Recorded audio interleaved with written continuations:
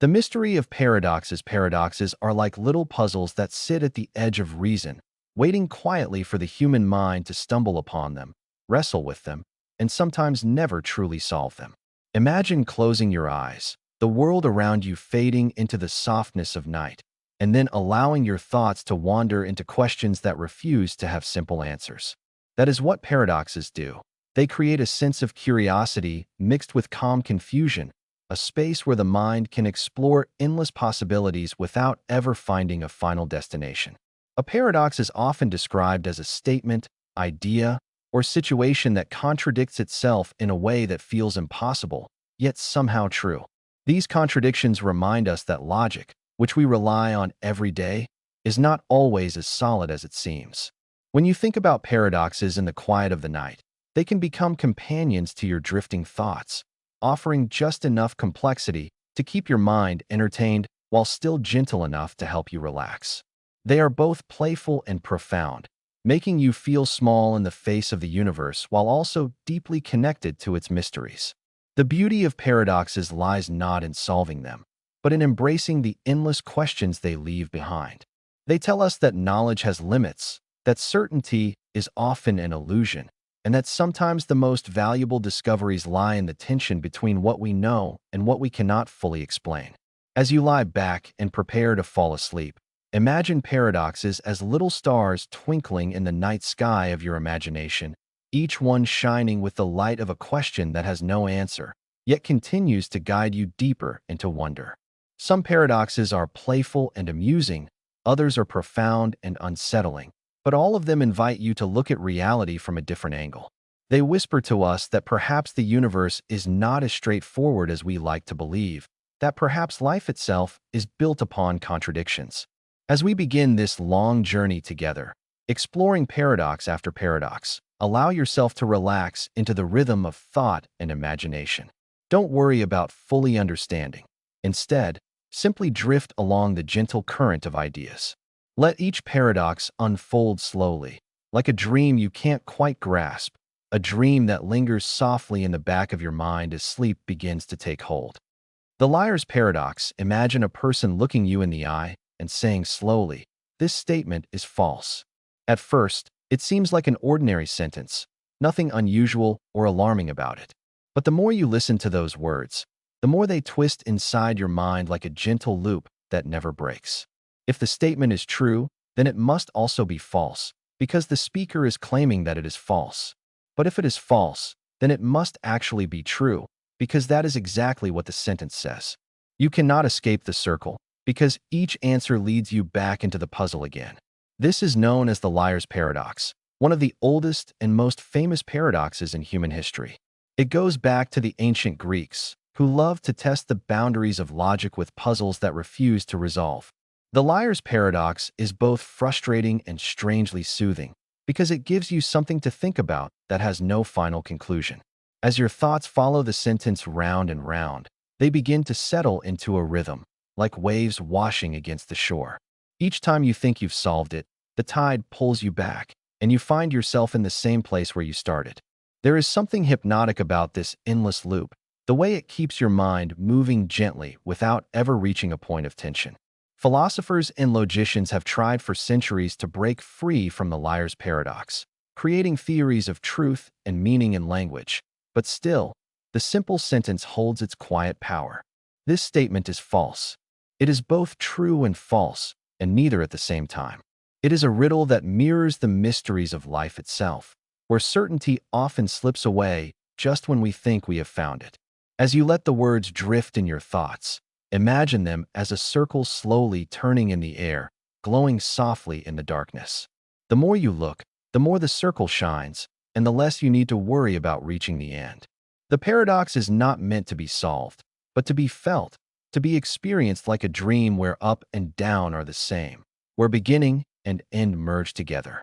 In this way, the liar's paradox becomes not a problem to fix, but a companion for your imagination. It shows that language, the very tool we use to understand the world, sometimes slips through our fingers, leaving us with nothing but the quiet hum of contradiction. And in that quiet hum, your mind can rest. You don't need to decide whether the statement is true or false. You can simply allow it to exist, floating gently in the background of your thoughts, guiding you deeper into relaxation. The liar's paradox is a reminder that life is not always about answers. Sometimes, it is about embracing the beauty of the unsolvable.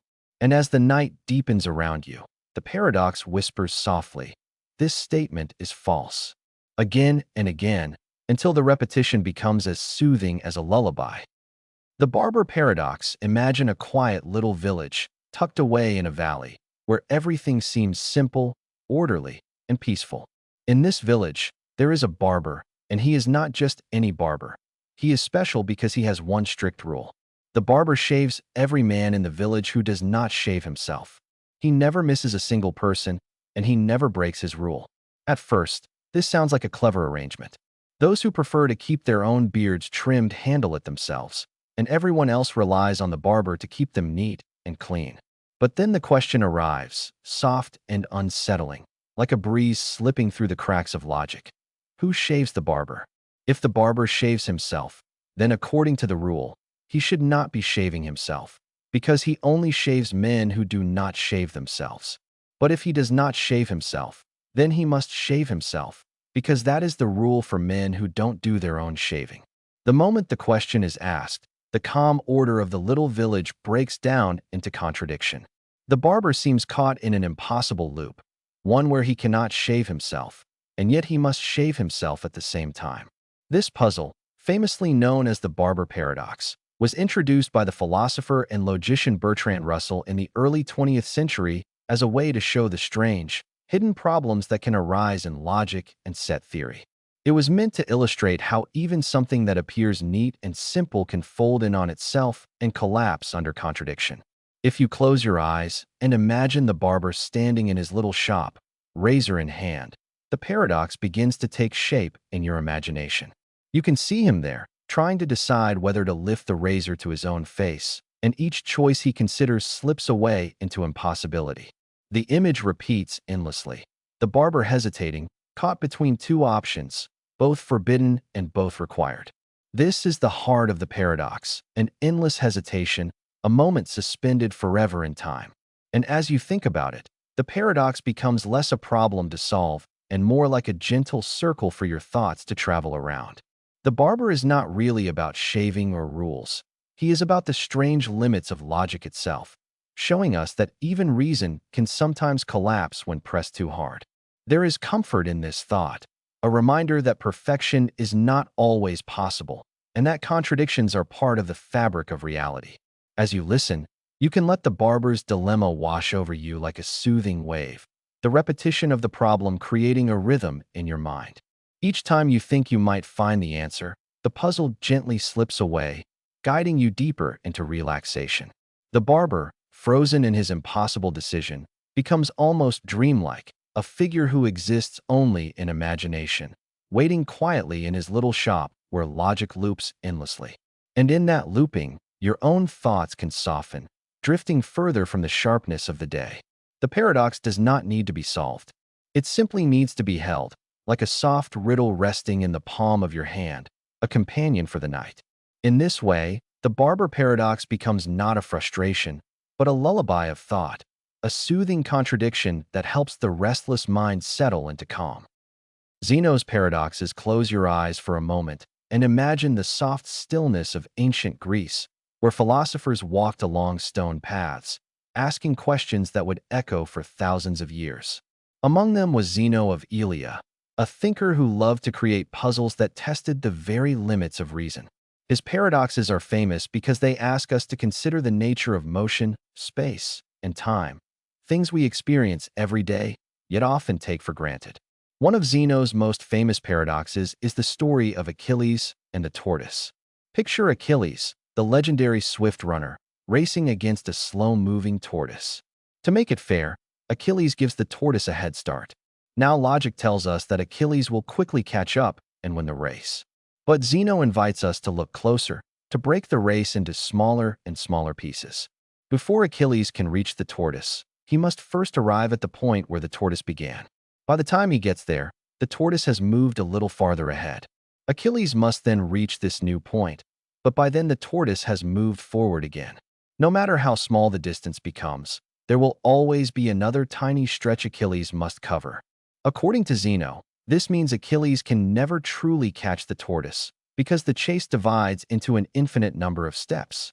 The thought is strange, because in reality we know Achilles would overtake the tortoise in moments. Yet the paradox lingers, whispering to us about infinity and the way motion can dissolve into endless division. Another of Zeno's paradoxes is the arrow paradox. Imagine an arrow flying through the air. At any single instant of time, the arrow is frozen in one position. If at every instant it is not moving, then how does it ever move at all? The arrow, caught in the stillness of each moment, seems incapable of flight. Yet when we watch with our own eyes, we see it soar. Zeno's puzzles remind us that motion and time are not as simple as they appear, that our understanding of reality depends on how we choose to divide it into pieces. And then there is the dichotomy paradox, which tells us that before you can walk across a room, you must first walk halfway. Before you can walk that halfway, you must first walk half of that. The journey divides again and again into infinity until the idea of ever taking a single step feels impossible. Yet somehow, with no effort at all, you cross the room. These paradoxes do not trap us in frustration. Instead, they invite us to drift into the mystery of infinity. They show us that space and time, the very fabric of our lives, may not be as solid or simple as they seem. In the gentle quiet of night, you can let these puzzles unfold like waves of thought, each one smaller than the last, each one carrying you further into relaxation. Imagine Achilles running forever, each step bringing him closer, but never quite enough. The arrow hovering endlessly in the air, the room before you stretching into infinity. These images are not meant to trouble you, but to soothe you, to remind you that the universe is full of mysteries we cannot fully grasp. Like dreams, they make sense and do not make sense all at once.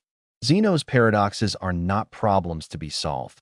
They are invitations to wonder, to let your mind wander in circles that never close. And as you follow those circles, slowly, gently, your own thoughts begin to soften, drifting toward stillness, drifting toward rest. The grandfather paradox imagines standing in front of a mysterious machine, humming quietly with hidden power, a machine that promises to take you backward in time. The thought of time travel has always fascinated us, because it opens doors not just to the future, but also to the past, allowing us to revisit moments long gone.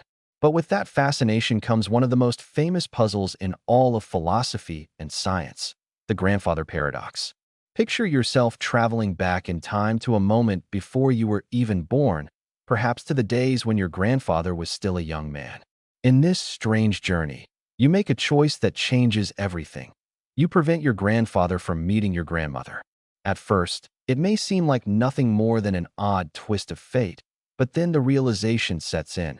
If your grandfather never meets your grandmother, then one of your parents will never be born. And if that parent never exists, then you yourself could not exist either. But if you do not exist, then how could you have traveled back in time in the first place? The paradox loops endlessly, like a circle with no beginning and no end, trapping your thoughts in the puzzle of causality. The more you think about it, the more the question deepens.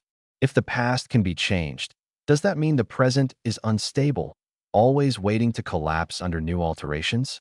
Or perhaps time is fixed, unchangeable, with every event locked into place so that no traveler could ever truly rewrite history. Some believe the grandfather paradox shows that time travel to the past must be impossible because it creates contradictions that reality cannot tolerate. Others suggest that perhaps the paradox points toward something stranger, that maybe if you were to change the past, it would create a new branch of reality, an alternate timeline where events unfold differently. In this way, your act of stopping your grandfather's meeting would not erase you, but would instead send you into a parallel world where you were never born. The original timeline, the one you came from, would still exist, safe and untouched. As you drift into these ideas, your mind begins to wander, not in circles of frustration, but in gentle spirals of possibility. Imagine yourself standing in a quiet village of the past, watching your grandfather walk down the road, wondering whether to intervene or simply let life unfold as it once did. The paradox is not about solving a riddle.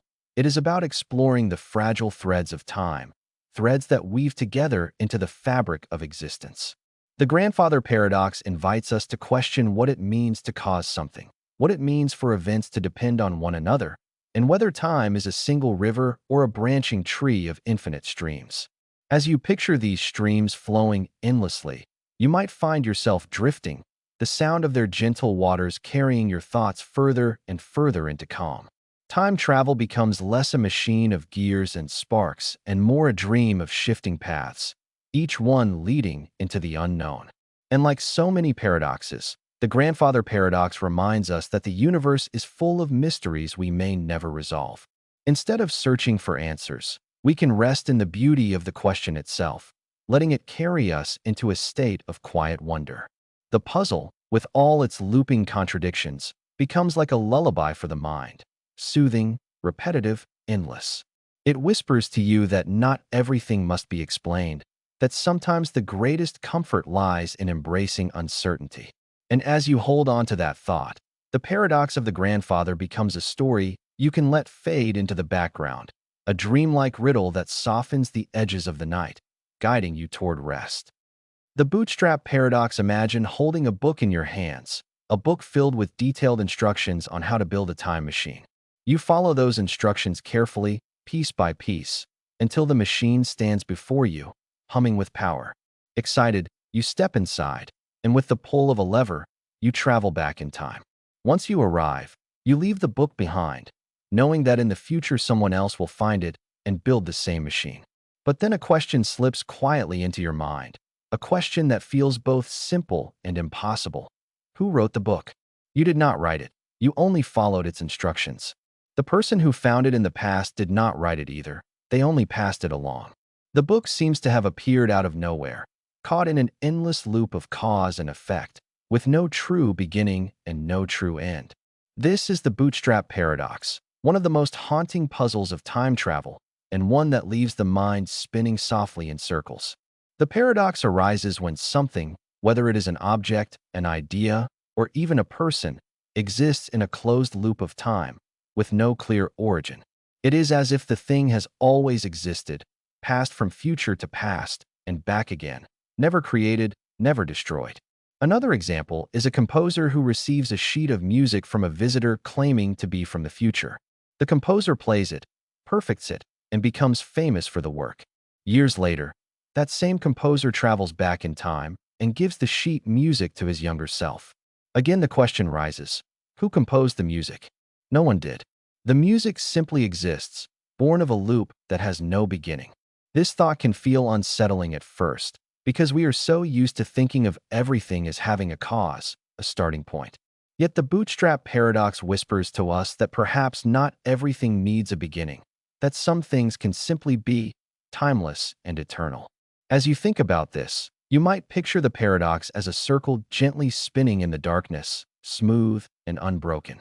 Your thoughts trace the circle slowly, following it around and around, until the act of thinking becomes like breathing, steady, calm, and soothing. The bootstrap paradox is not meant to frustrate you, but to free you from the need for answers. It reminds you that the universe may not always obey the rules of common sense, and that within the fabric of time, there may be mysteries that exist only as loops, self-contained and self-sustained. Imagine a watch that you hand to your younger self, only to grow old and receive it again from your older self. The watch never had a first owner. It simply exists, moving endlessly around the circle of time. The more you think about it, the softer the puzzle becomes, like a cloud drifting in your imagination. There is no pressure to solve it, only an invitation to drift with it, to let your thoughts rest in the gentle rhythm of the loop. The bootstrap paradox is less a riddle than a lullaby, one that reminds you of the infinite possibilities hidden within time.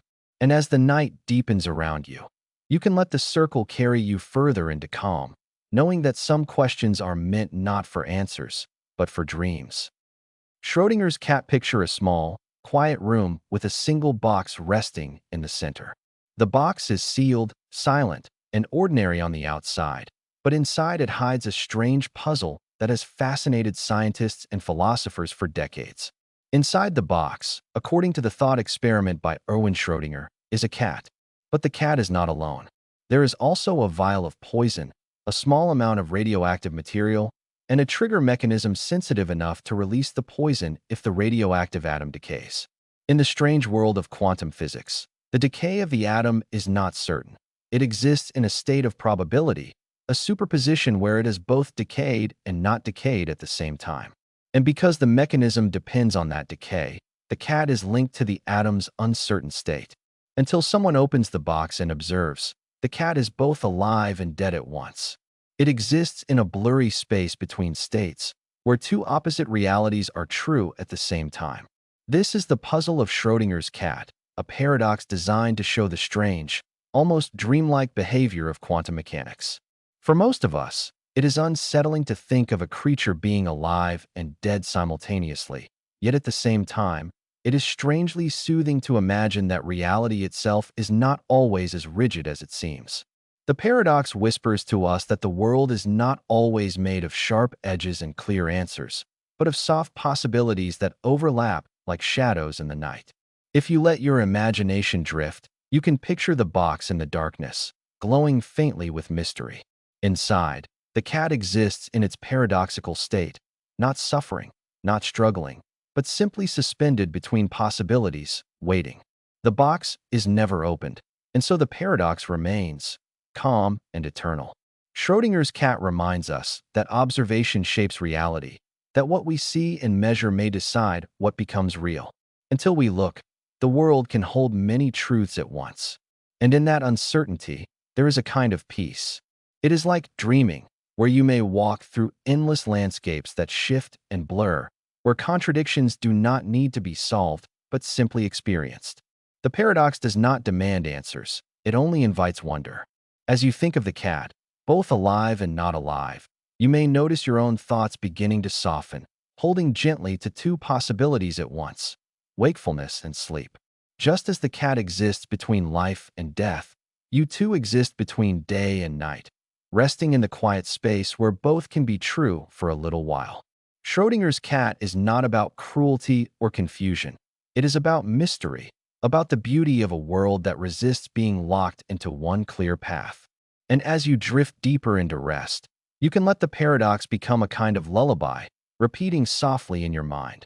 The cat is alive, the cat is dead, the cat is both. Over and over, until the repetition soothes you, guiding you into the gentle quiet of sleep. The lottery paradox. Winning by losing. Imagine standing in front of a counter where millions of lottery tickets are piled up. Each ticket is just a slip of paper with numbers printed on it. Nothing special, nothing magical, and yet inside this massive collection of slips lies the promise of a life-changing win. Statistically, each ticket has only a microscopic chance of winning, maybe 1 in 10 million or even 1 in 100 million. That's such a small probability that it might as well feel impossible. When you pick up one ticket and hold it in your hand, you can confidently say, "This ticket will lose." And you're right to think that way, because the odds are stacked against you. In fact, you can say the same thing about the next ticket, and the next, and the next. Ticket after ticket, your judgment seems rational and correct. Almost all of them are losers. But here's the catch. When the drawing is held, one ticket will win. Someone will walk away with the jackpot. The paradox is right there in front of us. If it is rational to believe that every ticket will lose, then it seems equally rational to believe that no ticket will win. But reality proves otherwise. The system guarantees a winner, and the rational mind collapses into contradiction. The lottery paradox, as it is known in philosophy, forces us to confront the uneasy relationship between probability, belief, and truth. On one hand, your reasoning feels airtight. Given the overwhelming odds, it is entirely logical to assume that each specific ticket will fail. You could stand in front of the entire pile and confidently declare every single ticket a loser, and almost no one would challenge you. Yet, if you are right about each one, how can there possibly be a winner? There's no escaping the conclusion that one ticket will eventually defy the odds. This tension unsettles our ordinary sense of probability and challenges the way we define rational belief. Dive deeper. Think about what it means to be rational.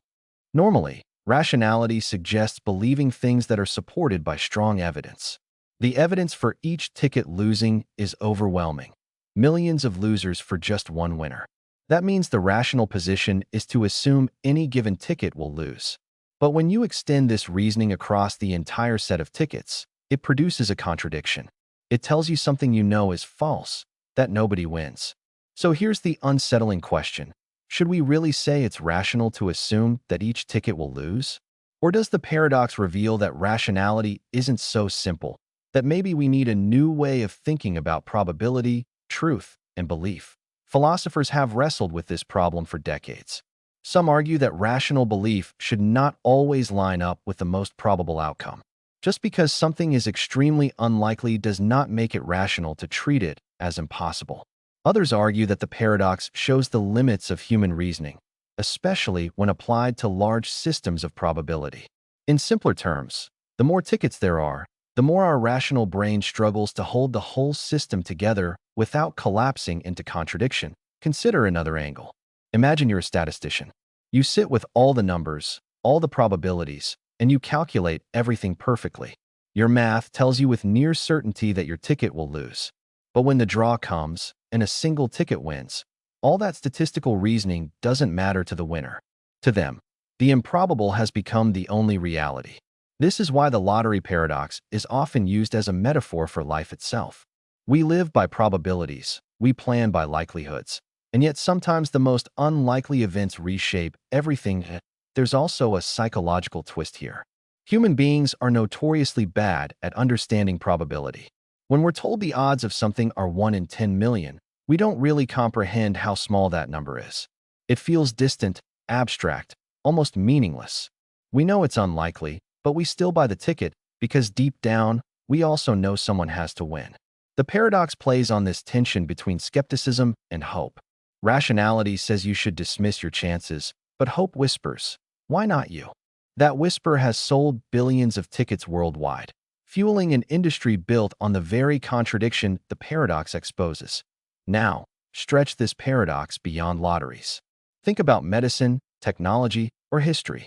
Sometimes the odds of an event happening are so slim that we confidently predict it won't occur until it does. A medical treatment that has a 1 in a million success rate may still cure someone. A scientific theory dismissed as impossible may eventually be proven right. A tiny chance of survival in a disaster may be enough for one person to walk away alive.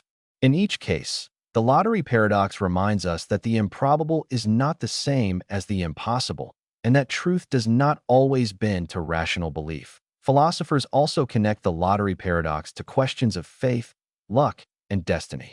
If it is rational to think every ticket will lose, then winning almost seems irrational. Yet winning happens. This strange balance between logic and reality reflects how life often feels. You can prepare, calculate, and assume the worst with perfect rationality, and still the universe can surprise you. For some, this paradox is a comfort. It suggests that no matter how unlikely something may be, there's always room for miracles. For others, it's unsettling. It reveals the fragile foundation of our reasoning, the possibility that our beliefs might be systematically flawed. So, what does this paradox teach us as we drift into sleep? Picture yourself sitting with a ticket in your hand. You look at it and say, "This will lose." You repeat the ritual with the next ticket and the next. With every one, you grow more confident that they are all losers. But then the draw happens, and the universe proves you wrong. Suddenly, your careful reasoning dissolves in the face of reality. As you sink deeper into relaxation, this image becomes strangely soothing. It whispers a lesson. Life is unpredictable, and certainty is an illusion. Even when everything seems impossible, the world finds a way to surprise us. The lottery paradox is more than just a mathematical puzzle. It is a reflection of human existence. It shows us that our rational mind, powerful as it may be, cannot capture the full scope of reality. It teaches us that certainty is slippery, that probability does not equal truth, and that sometimes the impossible happens simply because it must. Whether you find that terrifying or comforting is up to you. But as you rest your head and let your thoughts drift, hold on to this idea. Even if everything tells you the ticket will lose, there's always a chance, however small, that it might just win. And in that slim possibility lies both the paradox and the mystery of life itself. The ship of Theseus. When does change identity? Imagine an ancient wooden ship, revered and preserved for centuries, its planks worn by the sea and the sun, its sails tattered by countless voyages. Over time, as pieces rot or break, they are replaced one by one with fresh wood, new nails, and stronger cloth. Eventually, every single part of the original ship has been replaced. The paradox begins here. Is this still the same ship, or is it now something entirely different? At first glance, the answer might seem simple. Of course it's the same ship. It's been maintained carefully with replacements that kept it seaworthy. After all, we don't say a person becomes someone else just because their cells regenerate over the years. But let's complicate the picture. Suppose someone gathers all the old planks that were removed and carefully reconstructs them into a ship. Now we have two vessels, the newly maintained one that has been sailing continuously and the reconstructed one built entirely from the original materials. Which one is truly the ship of Theseus? Both have a claim to authenticity. The first has the continuity of history. It never stopped sailing, it carried the legacy, and it bears the name. The second, however, has the original material, the authentic body, the wood that Theseus once touched. Suddenly, identity becomes slippery, and our confidence in answering the question fades. The ship of Theseus paradox is not just a thought experiment about boats. It is a deep challenge to our understanding of identity, persistence, and change. What makes something the same over time? Is it the material it is made of, or the continuity of its function and story? If you replace every part of something, is it still that thing, or does it become something new? Now, extend this idea to human beings. Your body is constantly renewing itself. Cells die and regenerate. Hair falls and grows back. Skin sheds and replenishes. Even your bones and organs undergo changes across decades. By the time you've lived a few decades, most of the physical matter that made up your body at birth is gone. And yet, you are still you. Or are you? Are you the same person as the child you once were? Or are you a continuity of identity built on memory, experience, and function? Some philosophers argue that personal identity is tied not to the material body, but to the psychological continuity, the memories you carry, the sense of self you maintain. Others argue that identity is inseparable from material continuity, that without the same physical foundation, you are not truly the same being. And then there's the haunting question. If you were to lose all your memories, would you still be you? Or would you be someone new inhabiting the same body? The ship of Theseus forces us to wrestle with these questions in a tangible way by framing the puzzle through something as simple as a wooden vessel. The paradox also resonates in modern technology. Consider a car. If you replace its tires, it's still the same car. Replace its engine, and most would still call it the same car. Replace every single part over time, and you might still drive it under the same license plate. But when does it stop being the original? Now take this further into the digital age. Suppose you upload your consciousness into a computer, copying every thought, memory, and neuron connection perfectly. Is that digital copy you? Or is it merely a replica that thinks it is you? If your original body still exists alongside the copy, which one is the real you? Both can claim continuity, but only one can carry the experience of being the original. This modern twist shows how the ship of Theseus paradox has leapt out of philosophy textbooks and into debates about artificial intelligence, transhumanism, and the future of identity that I in another sense. This paradox is not just abstract, but deeply personal. Think about relationships, for example.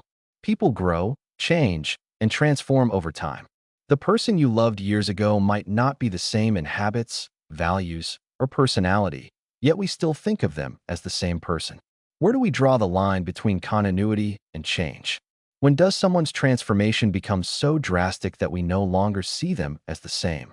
The ship of Theseus lurks behind these emotional questions, reminding us that identity is not fixed but fluid, shaped by perspective and experience. Some philosophers try to resolve the paradox by introducing the concept of four-dimensionalism.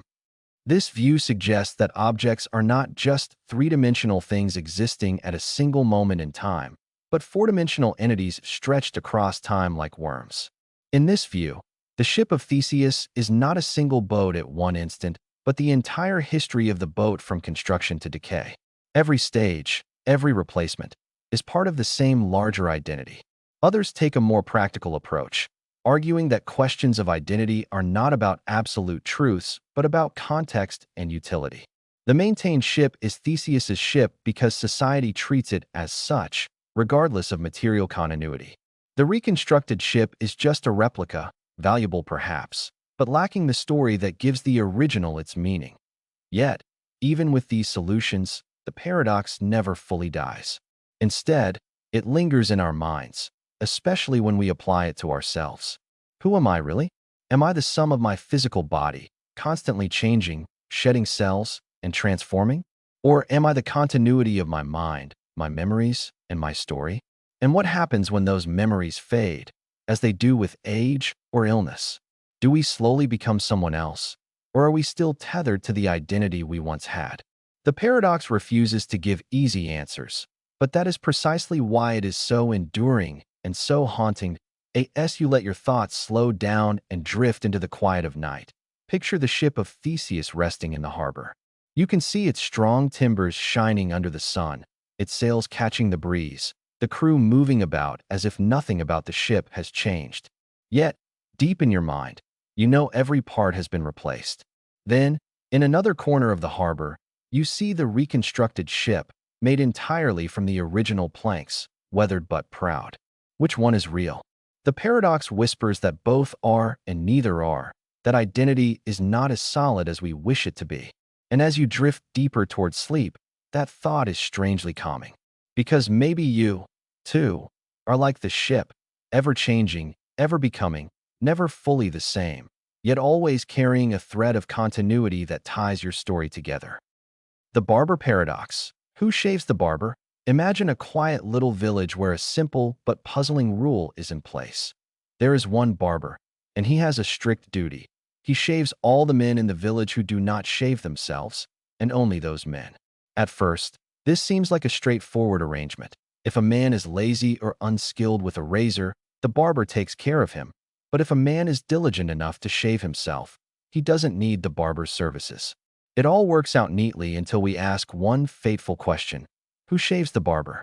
If the barber shaves himself, then according to the rule, he must not shave himself, because he only shaves those who do not. On the other hand, if he does not shave himself, then according to the rule, he must shave himself, because he shaves all the men who don't shave themselves. In either case, we reach a contradiction, a logical loop with no way out. This paradox, first formulated by the great mathematician and philosopher Bertrand Russell, is not just a curious puzzle about shaving. It is a profound demonstration of how self-reference can create contradictions that tear apart logical systems. The barber paradox is closely tied to what philosophers and logicians call Russell's paradox, which emerges when we think about sets in mathematics. Imagine a set that contains all sets that do not contain themselves. Does this set contain itself? If it does, then by definition, it should not. If it doesn't, then by definition, it should. The simple question explodes into a contradiction, shaking the very foundations of mathematical logic in the early 20th century. The barber story was a way of making this more abstract problem relatable to ordinary people. It's easier to picture a barber struggling with his razor than to picture a set of sets wrestling with its own membership. Yet, the underlying issue is the same. Self-reference is tricky, and when rules try to loop back on themselves, they can create logical dead ends. To understand the depth of this paradox, let's step into the barber's shoes. Picture him in the morning, standing in front of his mirror, holding his razor. He knows the rule. He shaves all the men who don't shave themselves, and only those men. He asks himself, should I shave today? If he does, he breaks the rule because he is shaving someone who shaves himself. If he doesn't, he breaks the rule because he is one of the men who don't shave themselves, and he is supposed to shave them.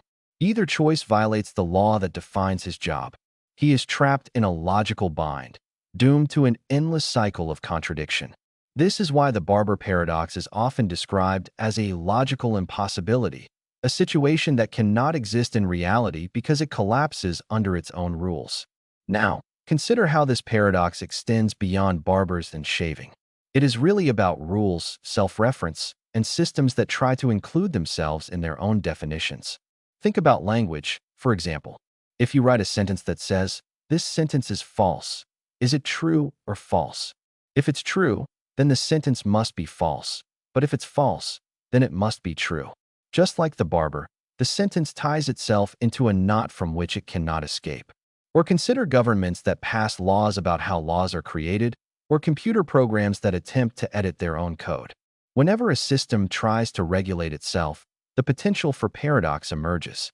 The barber paradox is a window into these deeper issues, a simple story that illustrates a profound truth. Sometimes the rules we create cannot be consistently applied to everything, especially when they loop back on themselves.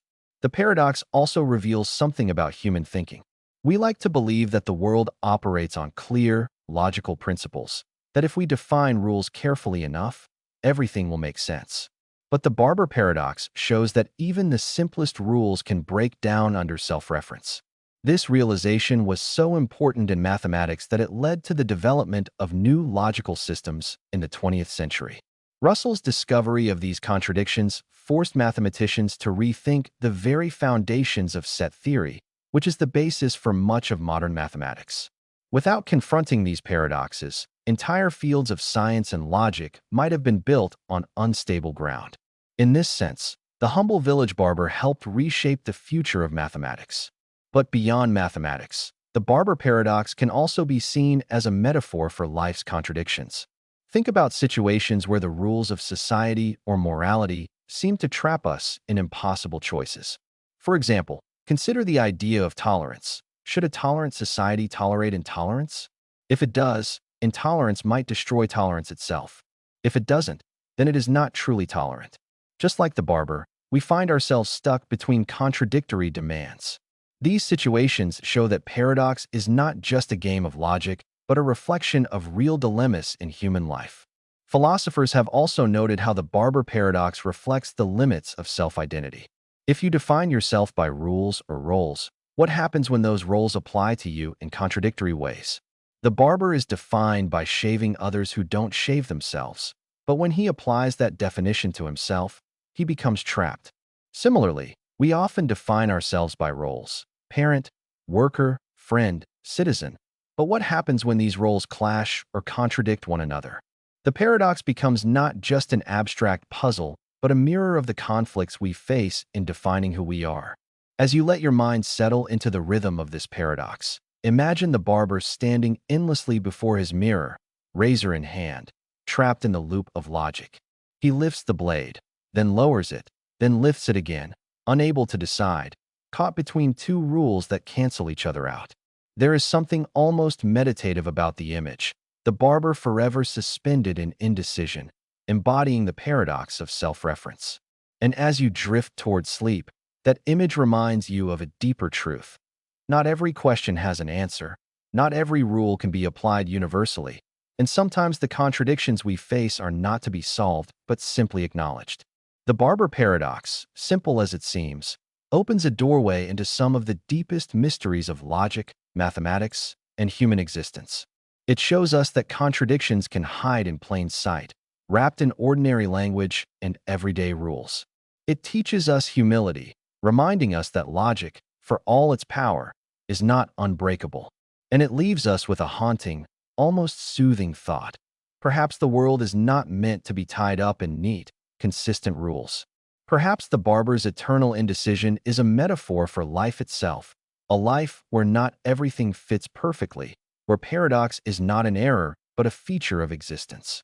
As you rest, let that thought comfort you. Even in contradiction, there is beauty, and even in paradox, there is peace. The grandfather paradox. Can you erase your own existence? Picture this. You step into a time machine, a device capable of carrying you backward through history to a point long before you were born. You set the coordinates, the machine hums with energy, and in an instant, you are transported decades into the past. You emerge in a world unfamiliar yet strangely recognizable, and there before you is your own grandfather as a young man. Now, imagine you interfere in his life, perhaps intentionally, perhaps accidentally, in a way that prevents him from meeting your grandmother. Maybe you stop him from attending that dance where they first locked eyes, or maybe you do something far more drastic and prevent his very survival. If your grandfather never meets your grandmother, your parent is never born, and therefore you are never born. But if you are never born, then how could you have traveled back in time to interfere in the first place? This is the essence of the grandfather paradox, one of the most famous and unsettling puzzles about time travel. It ties the very concept of causality into knots, creating a scenario where your existence cancels itself out. If you exist, then you must not exist. If you do not exist, then you must exist. It is a perfect logical loop, a contradiction that defies resolution, and yet it continues to haunt our imagination because it plays with something we all secretly wonder about. What if we could go back and change the past? At its heart, the grandfather paradox challenges our understanding of cause and effect. Normally, we think of time as a straight line. The past leads to the present, and the present leads to the future. Causes come first, effects come later. But time travel scrambles this order. If you can act in the past, then the effect, you, comes before the cause, your grandfather meeting your grandmother. The paradox emerges when the cause is erased by its own effect. This circularity undermines our basic understanding of reality, forcing us to ask whether time travel to the past is even logically possible. Some physicists and philosophers argue that the paradox proves it cannot be done, that the laws of nature simply forbid any event that would alter the conditions that made it possible in the first place.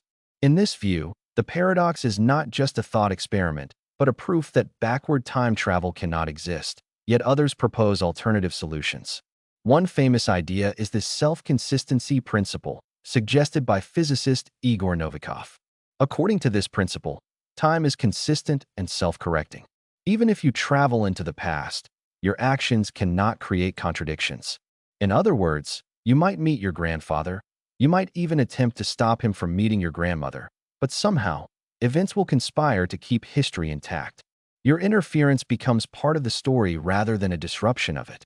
Maybe your attempt fails. Maybe you accidentally push your grandfather toward the very meeting you tried to prevent, or maybe your presence in the past was always part of the timeline. In this version, the paradox dissolves because the universe does not allow contradictions. It bends around them to keep causality unbroken. Another possibility comes from the idea of parallel universes or branching timelines. In this scenario, when you travel back and interfere with your grandfather's life, you don't erase your own existence in your original timeline.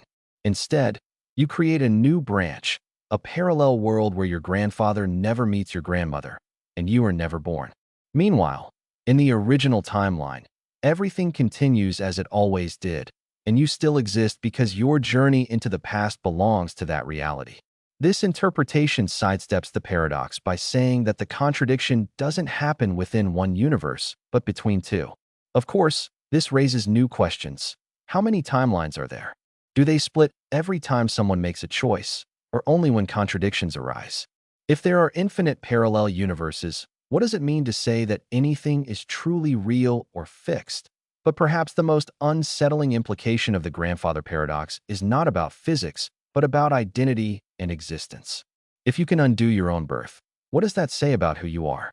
If your life depends on an unbroken chain of events stretching back through countless generations, then your identity is fragile, balanced on the edge of coincidence.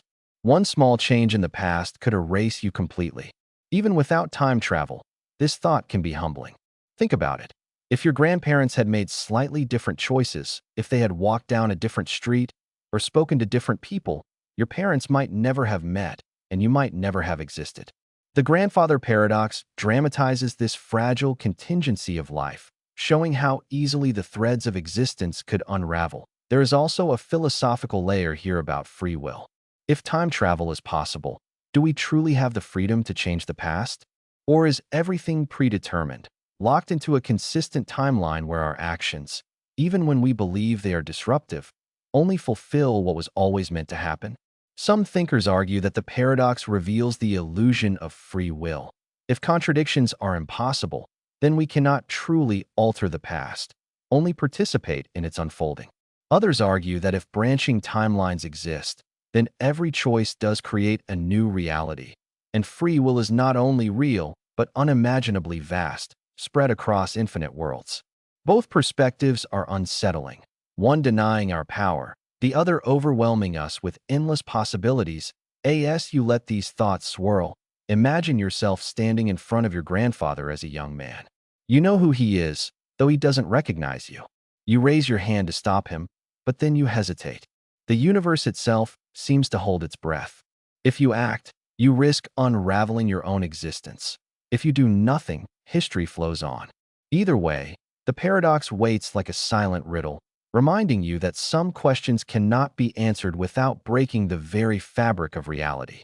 The image lingers as you close your eyes, a reminder of how fragile and mysterious existence truly is. The grandfather paradox doesn't just challenge time travel. It challenges our understanding of what it means to exist at all, what it means to be part of a chain of causes and effects stretching endlessly into the past. As you drift deeper into sleep, let the paradox wrap around you like a dream. You are both possible and impossible, both necessary and accidental. You are here because of choices made long before you were born, and yet, in another world, a tiny change might mean you are not here at all. The paradox whispers that existence itself is a miracle, a fragile balance of causes that could have been otherwise. It is both unsettling and comforting, both a knot of logic and a lullaby of wonder. The unexpected guest paradox. The unexpected guest paradox is one of those strange puzzles that feels both humorous and deeply unsettling because it highlights the contradictions in human expectation and logic. Imagine being told by a trusted source that you will receive a surprise guest sometime this week, but you will not know the exact day until they arrive. At first, this feels straightforward. You'll simply be surprised whenever the guest comes. But the mind quickly begins to overthink the situation. If you expect the guest today, then the visit cannot be a surprise. If you rule out today, then perhaps tomorrow is the day, but if you know that, then tomorrow also ceases to be a surprise. Step by step, this logic continues until you eliminate every possible day of the week. And yet, paradoxically, when the guest finally does arrive, you are still surprised. The paradox plays with the limitations of human reasoning when faced with certainty about uncertainty. Philosophers and logicians love this paradox because it illustrates the gap between prediction and reality. Our minds crave patterns and logical deductions, but life often slips through the cracks of our logic, catching us off guard. In some ways, this paradox mirrors real-life experiences of anticipation, waiting for exam results, promotions, or even plot twists in movies. The more you anticipate, the less surprising the outcome should be. Yet when the moment finally arrives, surprise often returns with full force. The unexpected guest paradox teaches us about the limits of rational thought and reminds us that genuine surprise thrives in the tension between knowing and not knowing. What makes this paradox especially captivating is how it can lead to sleepless nights of mental gymnastics, thinking through every possibility, ruling out each one, and still ending up astonished when the inevitable occurs. It is also deeply connected to human psychology. The paradox shows how expectation itself can be a trap, leading us to overthink and overpredict, when in reality, life enjoys breaking those patterns. Think about birthdays or gifts. Sometimes the surprise is not in the gift itself, but in the timing or delivery. Even when you expect something, the way it happens catches you off guard. The unexpected guest paradox has also been studied in epistemology, the philosophy of knowledge, because it raises the question of what it means to know something. If you believe with certainty that the guest cannot arrive today, yet they do, then your knowledge was flawed. But if you believe the guest could come today, then the surprise is gone. You are caught in a loop of contradictory reasoning. For those listening to this while trying to drift off to sleep, the paradox can be a strangely comforting reminder that not everything can be anticipated, planned, or logically resolved. Some things will always surprise us, and that's not only inevitable, but perhaps essential to the experience of being human. The beauty of the unexpected guest paradox lies in how it uses a very ordinary scenario, waiting for someone to arrive, to explore the deep complexities of logic, expectation, and knowledge. As you imagine yourself drifting into dreams tonight, consider this. Perhaps the most delightful surprises come not from resisting the paradox, but from embracing it, allowing life's unexpected guests to arrive exactly when they are meant to, without overthinking their timing. The omnipotence paradox is one of the most fascinating and perplexing puzzles ever imagined, and it has been debated by philosophers, theologians, and thinkers for centuries. At its core, it asks a very simple yet deeply unsettling question. If a being is all-powerful, can it create a task that it cannot accomplish? For example, can an all-powerful being create a stone so heavy that even it cannot lift it? If the being cannot create such a stone, then it seems there is something it cannot do, meaning it is not truly all-powerful. On the other hand, if it can create the stone but then cannot lift it, it is also limited, and again not truly all-powerful. This circular trap creates a logical impossibility, a puzzle where any answer seems to undo itself. The paradox challenges our very understanding of power, infinity, and logic. Many philosophers argue that true omnipotence cannot be defined in the simple terms of doing anything, because some tasks are inherently contradictory. Creating a square circle, for example, or making a stone too heavy for an all-powerful being to lift are not feats of power, but rather violations of logic itself. Yet, others argue that limiting omnipotence to only what is logically possible strips the concept of its meaning, reducing the idea of infinite power to something bound by human rules of reason. This paradox is often discussed in theological circles, particularly when considering the nature of God or divine beings. Some theologians suggest that omnipotence does not mean the ability to do the logically impossible, but rather the power to do all things that are possible within the framework of reality.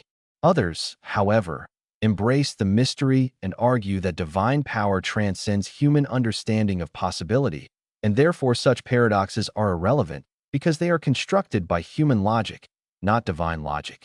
Beyond theology, the omnipotence paradox has broader implications for philosophy and even science. It pushes us to think about the limits of language and reason. When we use words like all, infinite, or absolute, are we truly capable of grasping their meaning, or are we simply stretching human concepts beyond their breaking point? The paradox also touches on questions of human desire for control and ultimate power. We often imagine what it would be like to have limitless power, to do anything we want, but this paradox reveals that even the idea of absolute power contains contradictions. It suggests that the human mind cannot truly conceive of infinity without stumbling into contradictions. The paradox also connects with logic puzzles and thought experiments like Russell's paradox in mathematics, where sets that contain themselves or do not contain themselves lead to contradictions. In both cases, we are confronted with the boundaries of human thought and the limitations of the systems we use to understand the world. For those lying in bed, listening to this paradox, it becomes not just a philosophical puzzle, but also a meditative reflection. It reminds us that power, no matter how vast, is entangled with the fabric of logic, and perhaps true power is not about being able to do absolutely everything, but about working within harmony with the structure of reality itself. In another way, the omnipotence paradox can also be seen as a lesson in humility. Even the idea of infinite strength and control collapses under its own weight when subjected to logical scrutiny. It shows us that there will always be mysteries beyond our comprehension, questions with no definitive answers, and puzzles that resist resolution. Instead of fearing this, perhaps the paradox invites us to rest peacefully with the idea that some mysteries are meant to remain unsolved. Just as the stars shine in the night sky without us fully understanding every detail of their existence, the paradoxes of omnipotence remind us that the unknown has a beauty of its own. Drifting into sleep while pondering this paradox, you might feel the tension between infinite possibility and inevitable contradiction. You might imagine lifting stones of impossible weight or creating shapes that defy geometry, only to realize that your imagination, like your reason, encounters limits. And within those limits lies the space for wonder. The omnipotence paradox is not only a philosophical exercise, but also a reminder that life itself is full of contradictions, strength and vulnerability, freedom and limitation, knowledge and mystery. Embracing these opposites may not solve the paradox, but it can bring a sense of peace. After all, if even the concept of infinite power contains paradox, then perhaps our own limitations are not flaws, but simply part of the grand design of existence.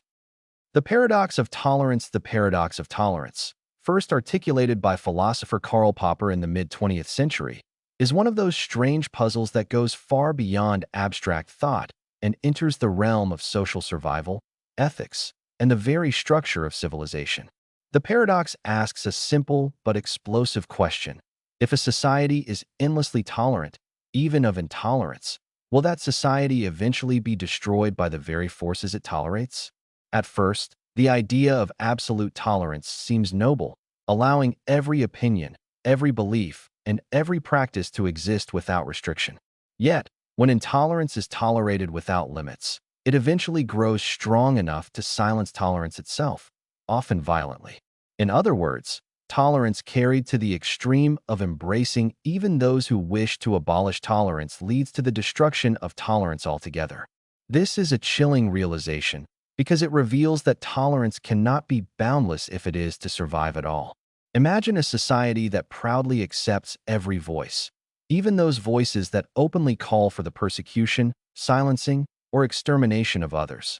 In time, the intolerant voices grow louder, attract followers, and begin to dominate. They take advantage of tolerance's openness to destroy openness itself. What started as fairness and freedom becomes twisted into oppression.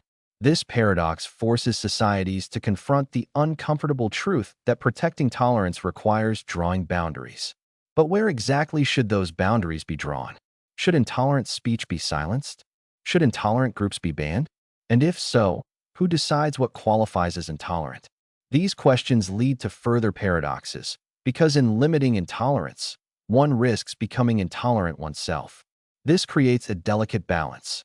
A tolerant society must remain tolerant of diverse views, but must also remain vigilant against those who would exploit that tolerance to destroy it.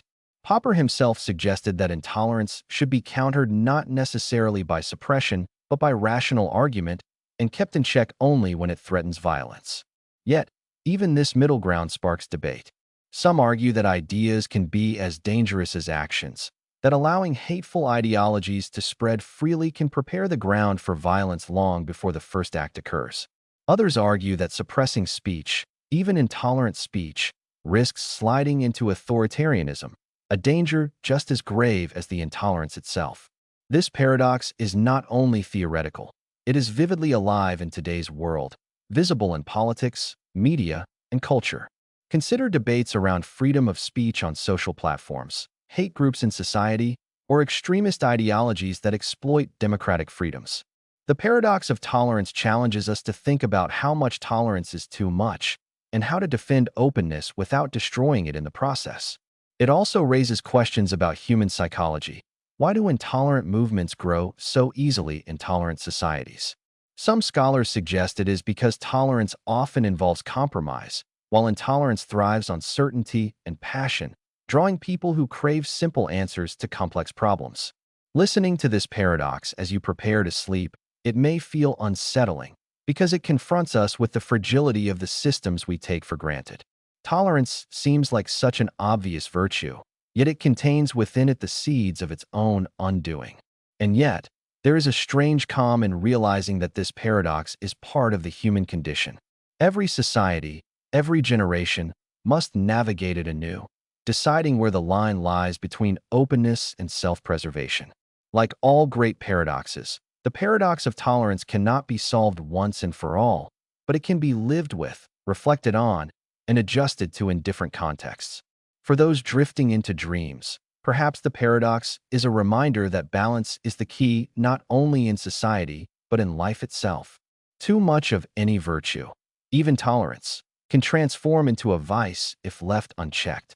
Like water that nourishes but also drowns, tolerance must be guided, shaped, and sometimes defended with firmness. The paradox is shocking because it undermines the simplicity of moral clarity.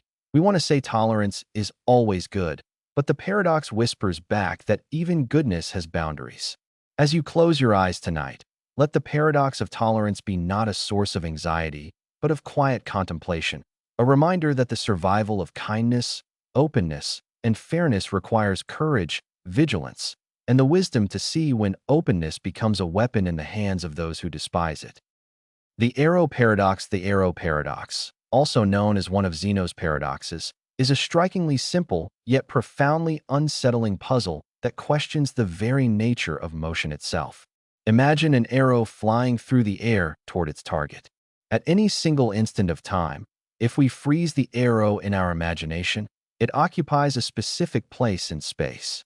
At that instant, the arrow is not moving. It is merely at rest in that one precise position. Now, if every moment of time can be thought of as a frozen instant, and if in every instant the arrow is at rest, then how can motion ever exist at all? How does the arrow travel from one point to another if at every point it occupies, it is standing still? This paradox attacks the very concept of motion by breaking it down into infinitely divisible slices of time, each of which seems to show no motion at all. The unsettling result is that motion itself begins to seem impossible, even though we experience it constantly. Zeno, the ancient Greek philosopher who crafted this paradox, intended it to defend the ideas of his teacher, Parmenides, who argued that change and motion were illusions. By presenting paradoxes like the arrow, Zeno forced people to confront the contradictions hidden in our assumptions about reality.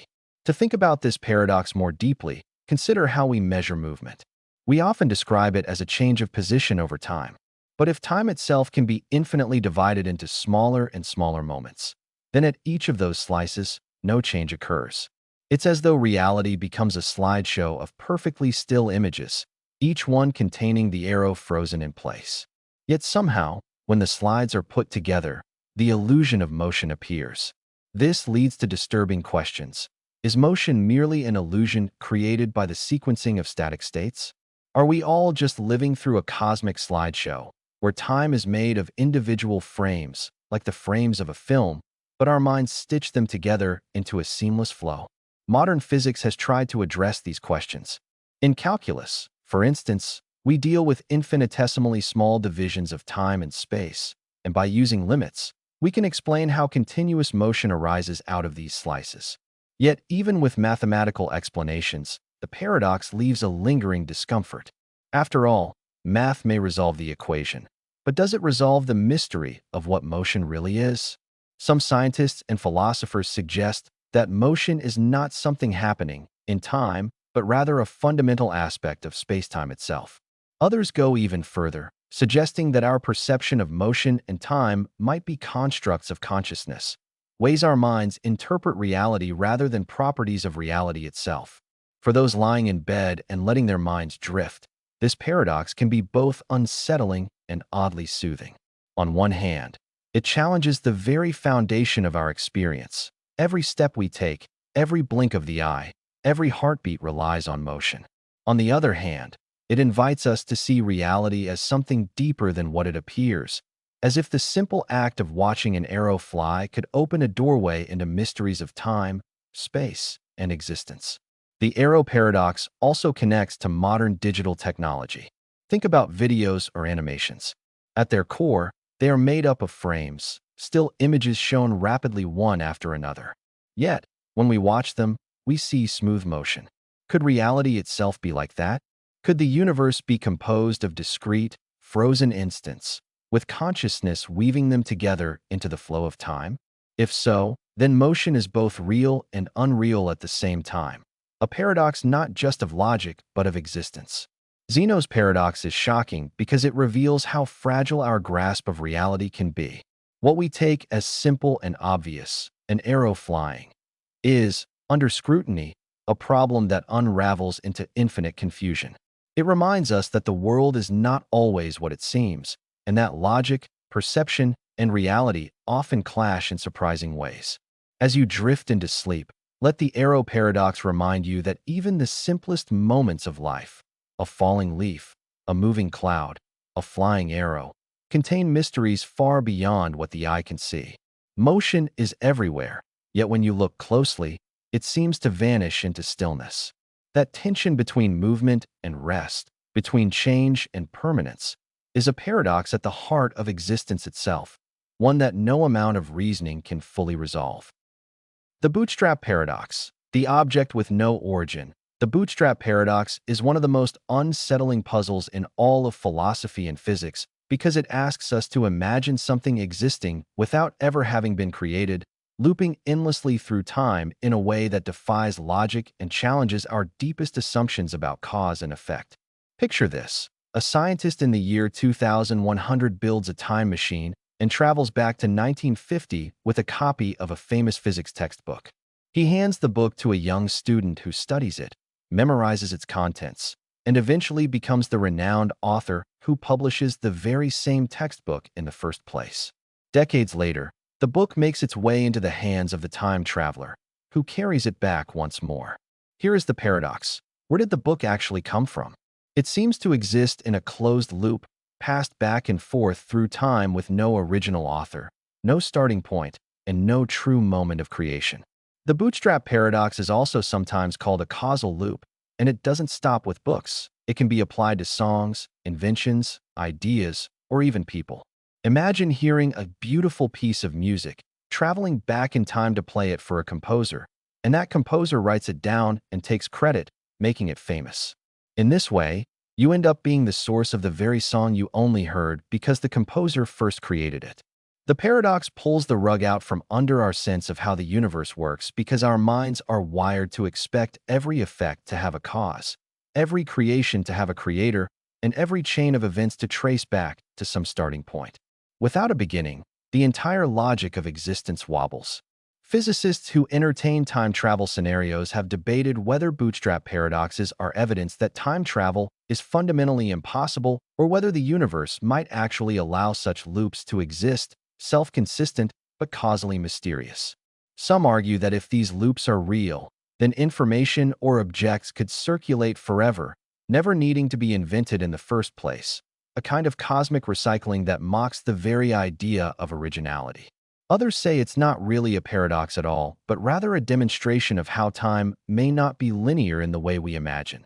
The loop itself is the origin, and causality might not apply outside the loop's boundaries. For storytellers, the bootstrap paradox is a playground of imagination, fueling countless novels, films, and series where characters grapple with objects or ideas that seem to have appeared from nowhere. But beyond fiction, it forces us to consider unsettling questions. Is it possible that some of the knowledge, technology, or cultural treasures we have today might not have been created by anyone at all, but are instead artifacts of a future loop we have yet to encounter? Could the inspiration behind some breakthrough have actually come from the future, subtly carried back through time by chance, by accident, or by design? Philosophically, the paradox also digs at the heart of identity and authorship. If you create something only because you were given it from the future, are you truly the creator or just a messenger in a timeless relay? If the loop has no start, then originality dissolves, and with it, perhaps, our sense of ownership over ideas.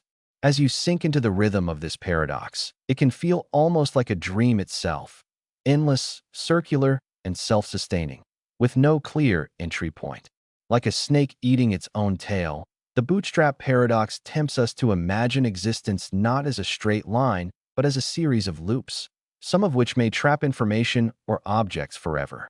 And as your breathing slows and your mind drifts, picture that mysterious book resting on a desk, its pages yellowed by time, containing words that no one ever wrote but that everyone has read, a relic of causality folding back onto itself, proof that sometimes the greatest mysteries are not about what came before or what comes after, but about whether beginnings exist at all. The Sorites paradox. When heaps disappear, the Sorites paradox, sometimes called the paradox of the heap, is a seemingly simple but endlessly perplexing puzzle that reveals how vague concepts can collapse under close examination. Imagine you have a heap of sand in front of you, thousands of grains piled together. We can all agree it's a heap. Now suppose you remove just one grain. Surely, it's still a heap. Remove another grain, and the pile remains. But if you continue this process, removing grains one by one, eventually you will be left with a single grain of sand, and no one would call that a heap. So where exactly did the heap stop being a heap? At what precise moment did it lose its status? Was it after the 999th grain, or the 500th, or perhaps even earlier? The paradox challenges our reliance on vague terms like heap, tall, bald, or rich, which have no clear-cut boundaries yet dominate our daily language and judgments. If a man with a full head of hair loses one strand, he isn't bald. If he loses another, still not bald. Yet at some point, he is bald, though there was never a single hair that made the decisive difference. Philosophers use this paradox to explore the limits of language, logic, and categorization, asking whether vagueness is an inherent flaw in how we think or simply a natural part of human communication. Some propose that terms like heap don't have precise boundaries but are instead governed by fuzzy logic, where concepts exist in degrees rather than absolutes. Others suggest that our language is fundamentally broken when it tries to pin down continuous processes with binary categories, forcing us to confront the uncomfortable truth that many of our everyday distinctions are artificial. Beyond logic, the Sorites paradox has profound implications for ethics, law, and even identity. Consider wealth. If someone has $1, they are poor. Add another, and they are still poor. Keep adding, dollar by dollar, until they are a millionaire. When exactly did they cross the line? Or morality. If lying once is forgivable, is lying twice? 3 times? At what point does a person shift from being honest to dishonest? These questions reveal the slippery nature of human judgment and the danger of drawing sharp boundaries in areas where reality resists them. The paradox can also lead to reflection on personal identity and change. If you change one belief, one habit, one trait, you remain yourself. But after years of gradual change, are you truly the same person or someone entirely new? Just as the heap slowly vanishes without a clear tipping point, so too might our sense of self dissolve into uncertainty when viewed across time. As you let this paradox sink in while your body relaxes, picture yourself sitting before a mound of sand, plucking grains one by one, watching the pile shrink. Each time you remove a grain, you whisper, "It is still a heap." Yet eventually, without noticing the moment, you are left staring at nothing but a few scattered grains. The paradox is not just about sand. It is about the invisible lines we draw to make sense of a world that is always in flux, lines that blur as soon as we try to fix them in place. And as you drift deeper into calmness, let the image of those fading grains remind you of how reality itself often escapes the neat definitions we cling to, leaving us with the unsettling but strangely comforting truth that not everything has an answer. The omnipotence paradox. Can an all-powerful being have limits? The omnipotence paradox is one of the most famous puzzles in philosophy of religion, but it stretches far beyond theology, diving into logic, language, and the very boundaries of possibility. At its heart lies a simple but devastating question. If there exists an all-powerful being, often imagined as God, can that being create a task so impossible that even they cannot accomplish it? The most common version asks, can an all-powerful being create a stone so heavy that they cannot lift it? If they can create such a stone, then there is something they cannot do, namely, lift it. But if they cannot create it, then there is something they cannot do, namely, bring such a stone into existence. Either way, the concept of all-powerful seems to crumble under its own weight. The paradox exposes a fundamental tension in the way we use language and reason about infinity, power, and possibility. Some argue that the paradox is little more than a linguistic trick, a misuse of words that sets up an impossible situation, much like asking, can a square be circular? The task itself is nonsensical and therefore does not limit omnipotence to refuse it. Others argue that omnipotence must have limits, not because power itself fails, but because coherence matters.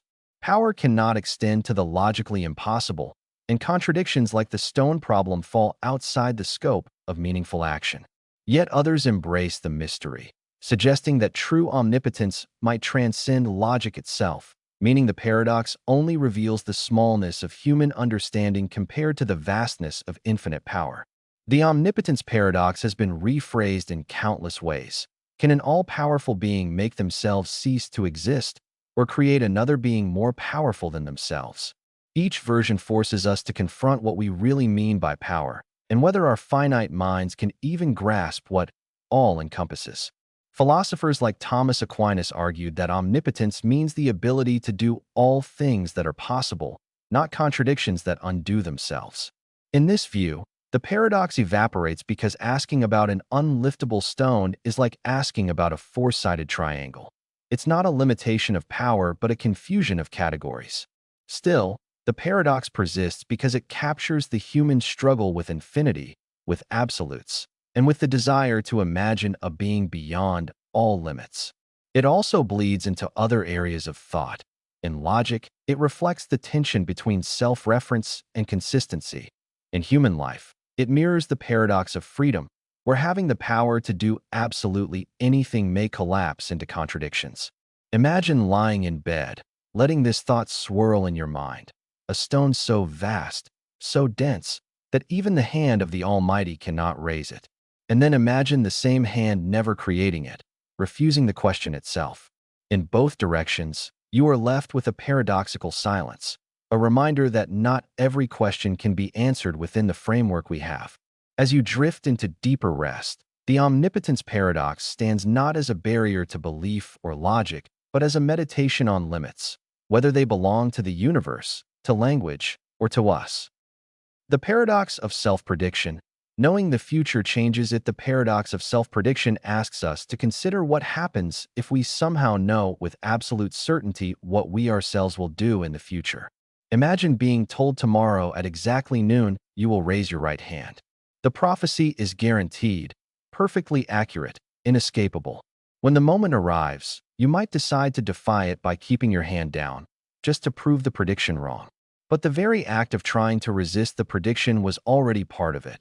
Because if the prophecy is infallible, then even your choice to rebel was foreseen. This creates a dizzying loop. Can you truly exercise free will if the future is already fixed? Or is your sense of resistance itself an illusion woven into fate? On the other hand, if you can change the prediction once you know it, then no prediction about your free choice can ever be absolutely true. The paradox becomes sharper if we extend it beyond individuals. Suppose a society had perfect knowledge of its own future decisions, policies, elections, even wars. Would that knowledge empower them to change course? Or would every attempt at change only fulfill what was already destined? This paradox sits uneasily at the crossroads of determinism and freedom, echoing the fear that self-knowledge of the future erases choice, while also suggesting that the very act of knowing might alter outcomes in unexpected ways. The mirror mind paradox. Do you recognize yourself? The mirror mind paradox is born out of a simple, everyday act, looking at your own reflection. When you stand before a mirror, you see a reversed image that appears to move when you move, smile when you smile, and blink when you blink. But here is the unsettling question. Is that really you that you're looking at? Or just an image that tricks you into believing you are seeing yourself? This paradox deepens when you realize that your reflection has no independent existence. It cannot act unless you do, yet at the same time, it always appears alive, mimicking your every move with uncanny precision.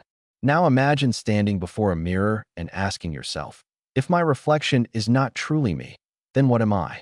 If identity is tied to appearance, then surely the figure in the mirror qualifies as you.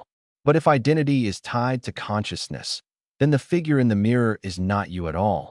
It is hollow, soulless, an echo of light and glass. The paradox stretches further when you consider how others see you. You will never directly see yourself as you exist in the world, only reflections, photographs, or mental images that are not the same as the real presence you embody. So which version of you is authentic? The one you feel from the inside, the one the mirror shows, or the one others perceive? Neuroscience complicates the puzzle by pointing out that even your internal sense of self is a kind of reflection, a construct built by the brain from fragments of memory, sensation, and thought. In this way, your mirror image and your mental self-image may be equally illusory, equally unreal, and yet both feel undeniable. Now, imagine placing two mirrors opposite one another, creating an endless corridor of reflections that vanish into infinity. Which of those countless versions is the real you? The paradox whispers that identity is perhaps not a single fixed thing, but a hall of mirrors, with no final, original self to be found.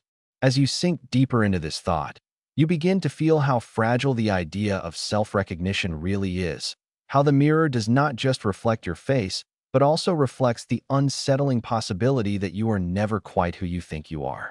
And as your eyelids grow heavy, The mirror mind paradox stays with you, shimmering quietly like a reflection in glass, impossible to hold, impossible to escape. The dreamer's paradox. Who wakes first? The dreamer's paradox asks a question that unsettles even the most logical mind. If you are dreaming right now, how would you ever know when you truly wake up? Dreams feel real while they last. The faces, the voices, the landscapes, until suddenly, you open your eyes and realize it was all an illusion. But what if waking up is only another layer of dreaming? Philosophers and mystics have long toyed with this thought, suggesting that reality itself may be another dream from which we will someday awaken. The paradox becomes sharper when you imagine two dreamers. In one dream, a person meets someone who insists they are awake and that the other is merely a figure within their dream. If both believe themselves real, which one is correct? Or is reality itself just an endless stack of dreams, each awakening leading to another, with no final reality at all? Modern science adds fuel to this fire. Neuroscientists know that while dreaming, your brain generates experiences so vivid that your body reacts physically. Your heart races, your muscles twitch, your mind is convinced of the dream's truth. But when you wake, those experiences dissolve, replaced by another level of conviction. This is real. Yet the same certainty existed in the dream. So what separates waking from dreaming except another shift of perspective? The dreamer's paradox also invites us to consider consciousness itself. If your awareness can exist fully in a dream, feeling joy, fear, and pain, then how can you be sure your current awareness is not also part of some larger dream? Perhaps your true self is somewhere else entirely, merely projecting into this life as you project into your dreams at night. And then comes the final twist. When you dream of waking up, which happens often, you believe you have broken free, only to discover later that you were still asleep. How many times could that illusion repeat before you question the very idea of ever waking at all? The paradox unsettles because it refuses to let us cling to certainty. As you close your eyes and drift into deeper rest, imagine yourself dreaming, then waking, then dreaming again, each layer indistinguishable from the last, until finally you cannot tell if you are rising into the morning light or sinking further into sleep. The dreamer's paradox holds you gently in that in-between place, whispering that maybe both are true and maybe neither is. The listener's paradox. Who hears the last sound? The listener's paradox asks a question that seems simple, yet grows more unsettling the longer you sit with it. If every sound needs a listener to truly exist, who will hear the last sound when all other listeners are gone? A sound is nothing but waves in the air, vibrations moving through space. But without an ear to receive it or a mind to process it, does it ever become real? Imagine a tree falling in a forest, the classic riddle, but taken further. If no one is there, does it make a sound, or is there only silent vibration?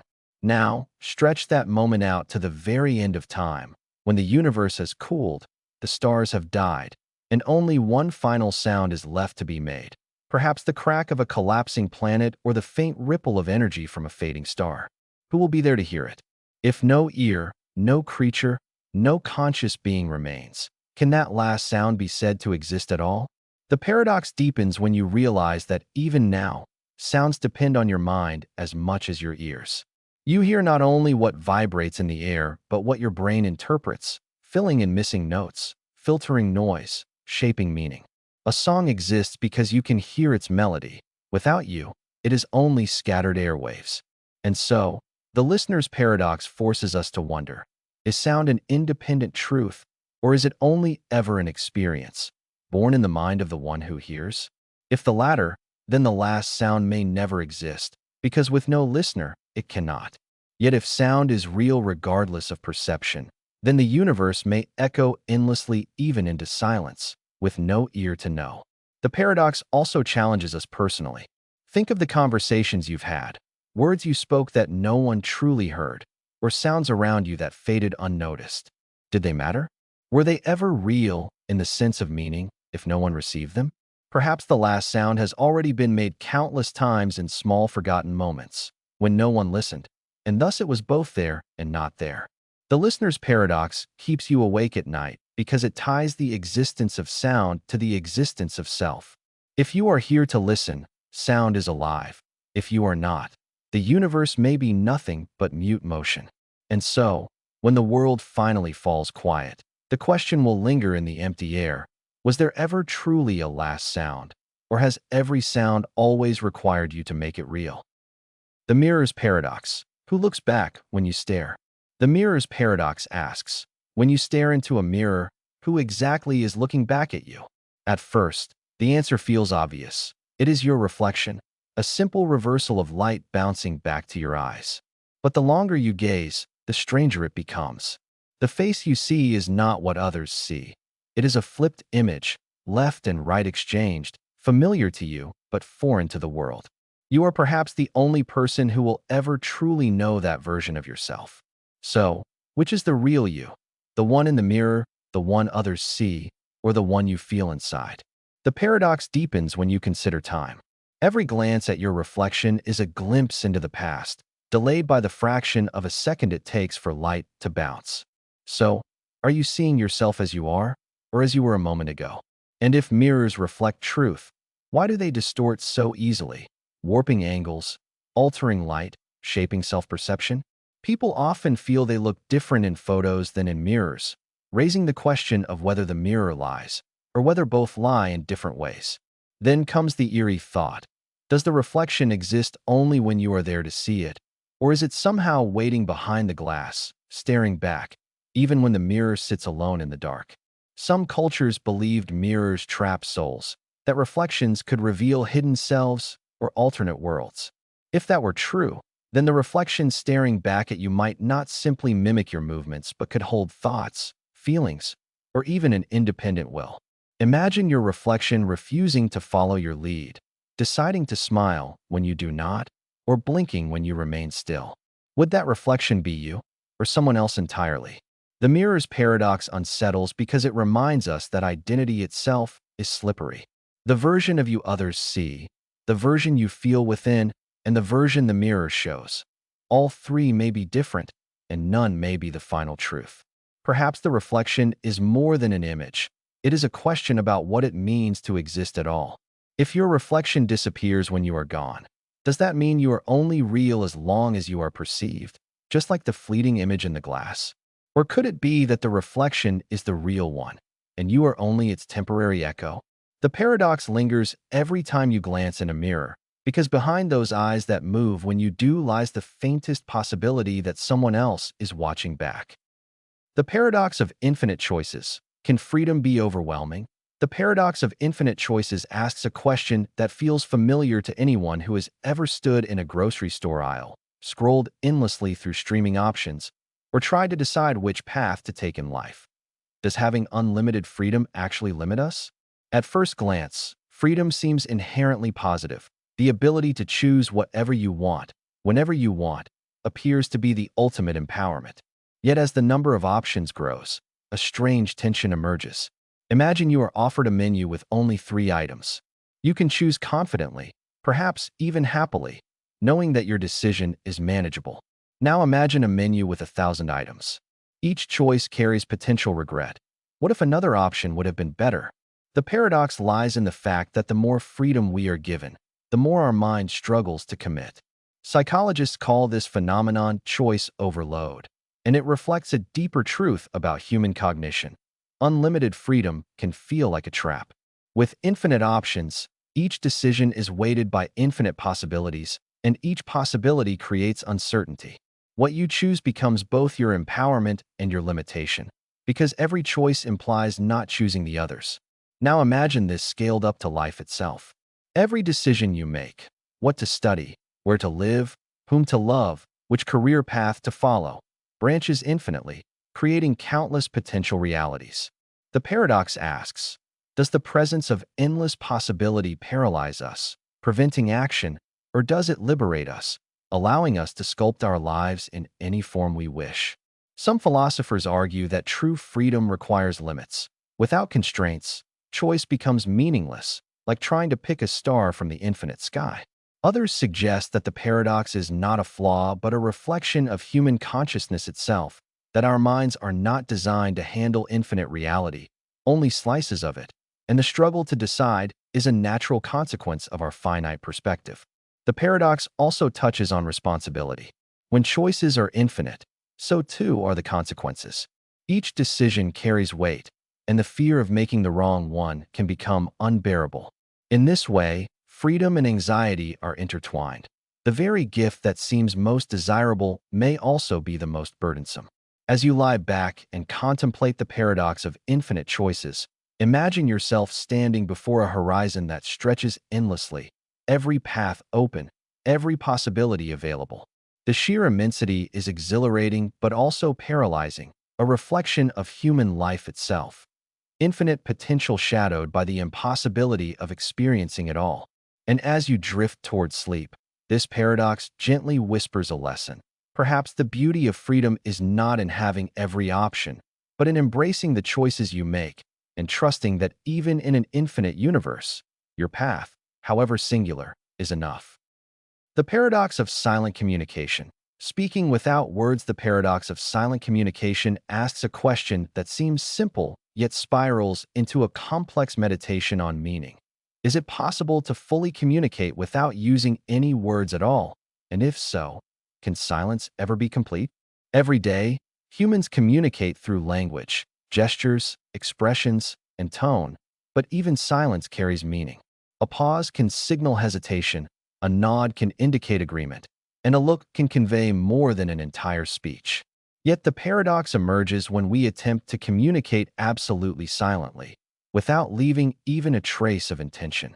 Can a thought be transmitted purely, without words, gestures, or signs? If you try to convey something silently, the very act of attempting breaks the silence, because intention itself leaves an imprint, a gaze, a heartbeat, a subtle change in posture. In other words, pure silent communication may be impossible because communication inherently involves leaving evidence, and evidence is never completely silent. The paradox deepens when we consider isolation.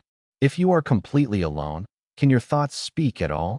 Are ideas that have no audience truly communicated, or do they exist only as private echoes within the mind?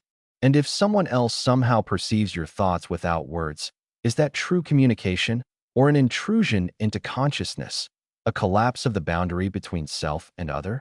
Philosophers, psychologists, and neuroscientists have all explored similar questions under the lens of telepathy, mindfulness, and body language.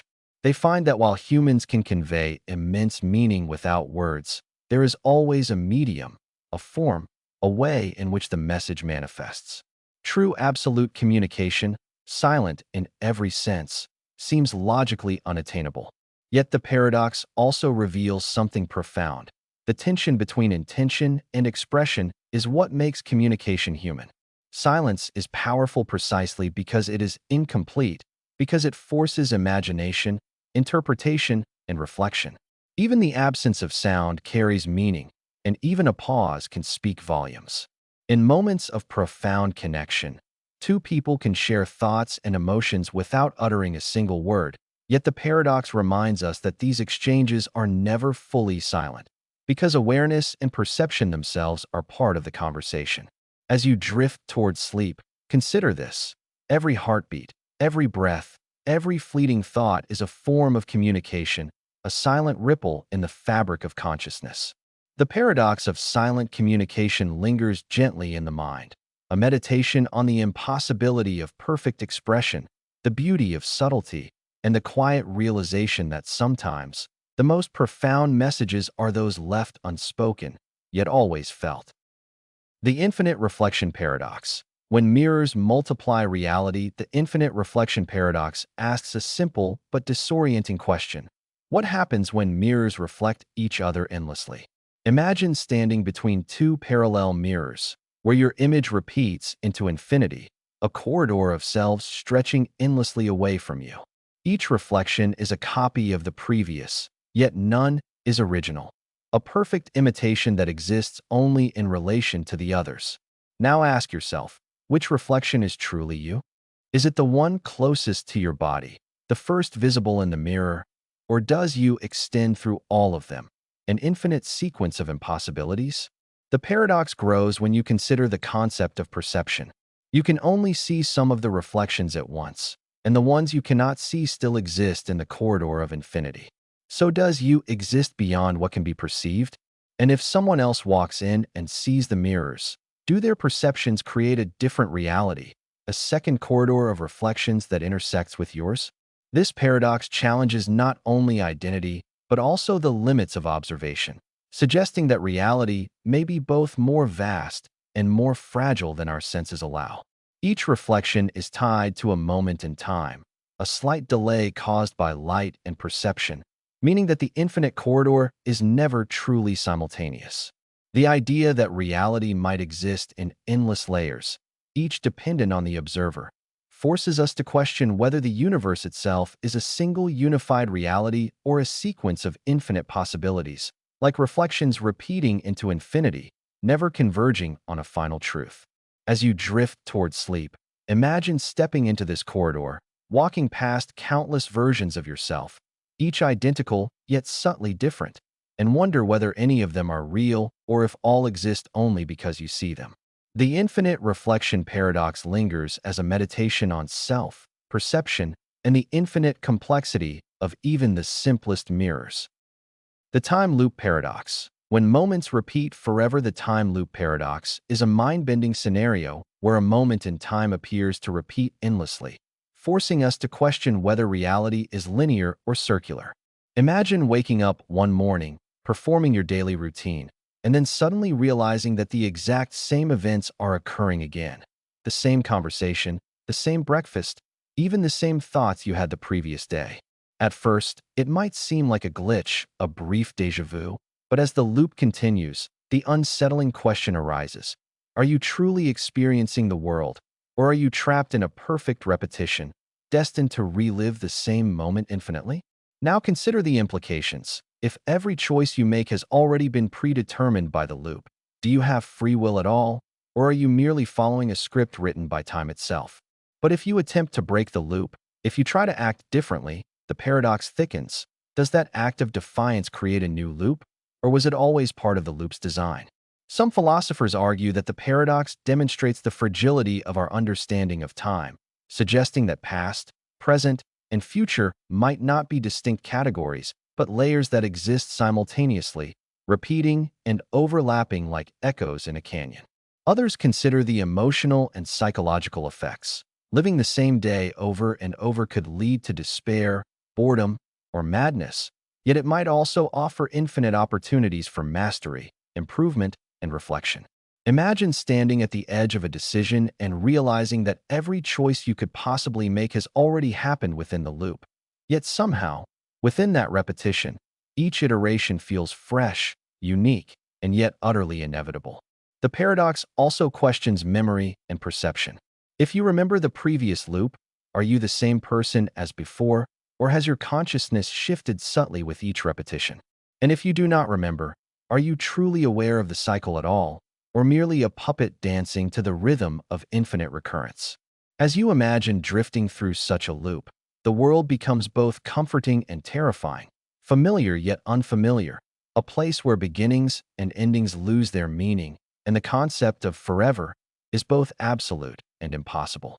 The time loop paradox invites us to meditate on the nature of existence, choice, and continuity, leaving us to wonder whether our lives are linear stories or endless patterns, repeating until we awaken, if awakening is even possible. The observer paradox. Does watching change reality? The observer paradox explores a strange and unsettling question. Does the act of observing something fundamentally change it? At first, it seems simple. If you watch a flower bloom, you might say that the flower's process continues whether or not you are looking.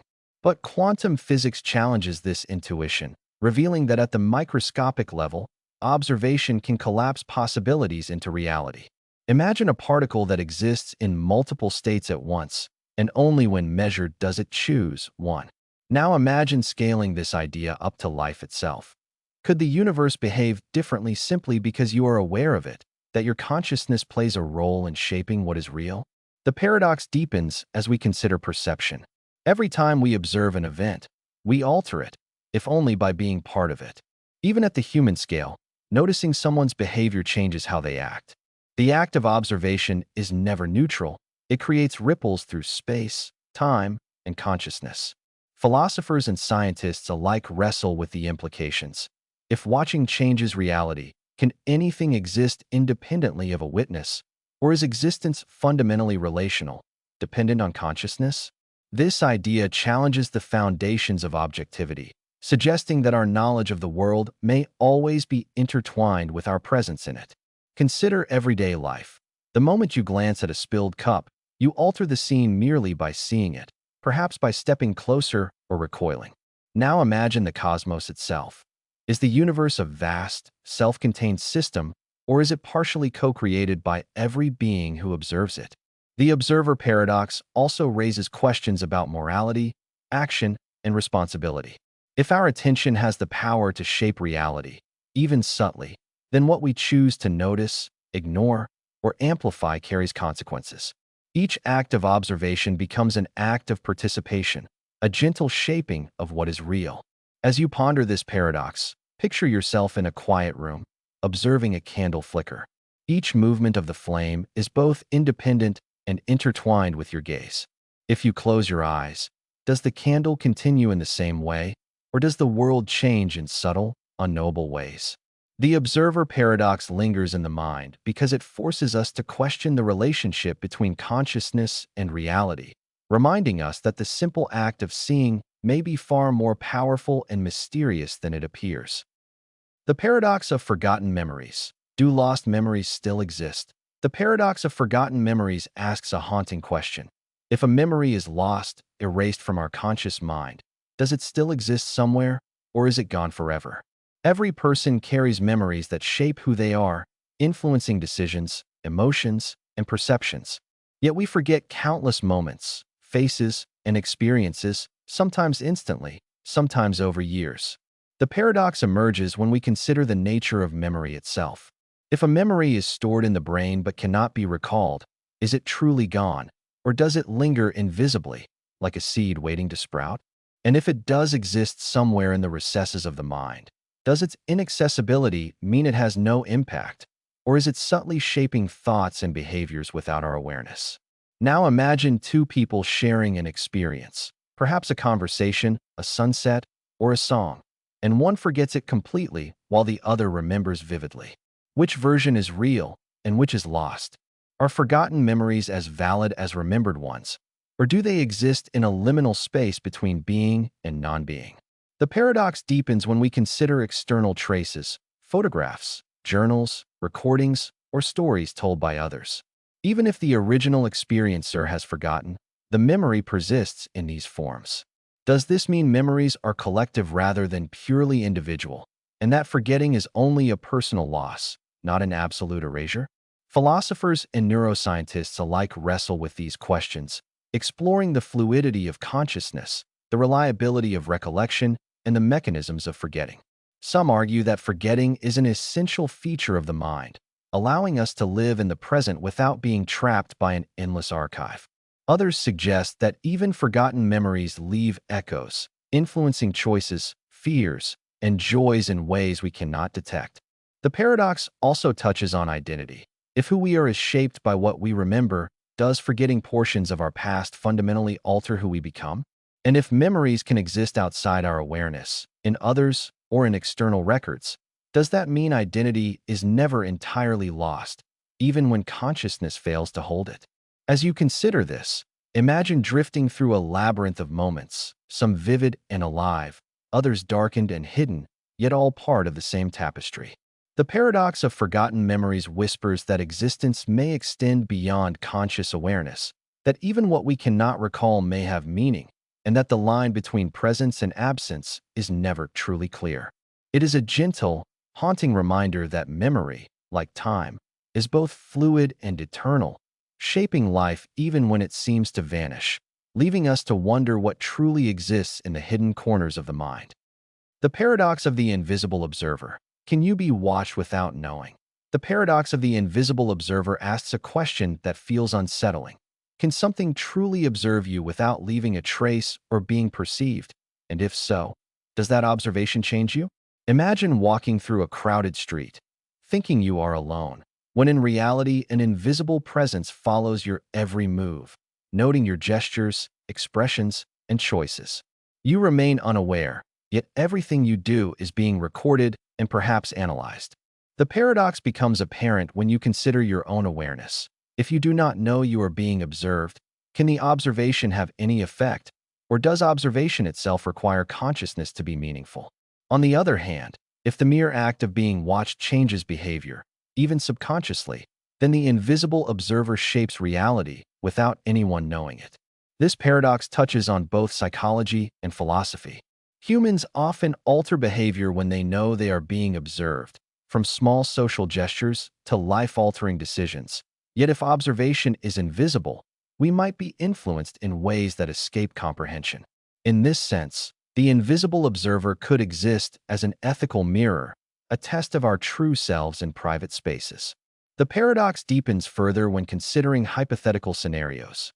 What if the invisible observer is not human, but a form of intelligence, capable of understanding and recording more than we realize? Does their observation alter the universe in subtle ways? And is reality itself contingent upon being perceived, even if perception is hidden?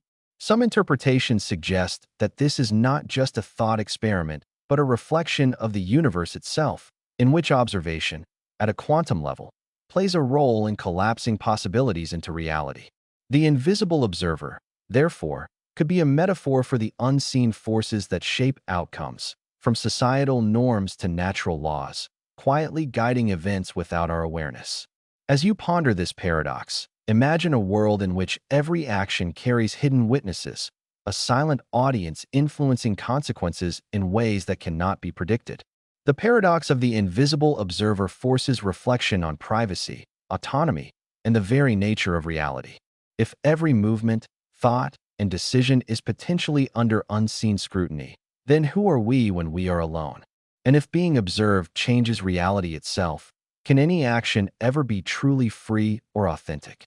The paradox lingers in the mind like a whisper, reminding us that perception, awareness, and influence may extend far beyond what we can detect, and that reality might always be intertwined with unseen observers, invisible yet inescapable, shaping the world even as we drift towards sleep. The paradox of the endless map. Can you explore infinity? The paradox of the endless map asks a question that stretches the imagination. If a map could perfectly represent every inch of a territory, could it ever be complete? And what happens when the map itself becomes part of the territory? Imagine holding a map so detailed that every street, building, and blade of grass is drawn to scale. You begin to explore, following its paths, trusting its guidance, until you notice something strange. The map shows itself within the territory. A street appears on the map that leads to another map, which contains another map, and so on, endlessly. Each step brings you closer to understanding the full layout. Yet the full layout seems always just out of reach, because every map contains a smaller version within it, a recursive representation that cannot be fully traversed. The paradox grows when you consider the relationship between representation and reality. If the map is perfectly accurate, it must include itself, but including itself changes the territory it describes.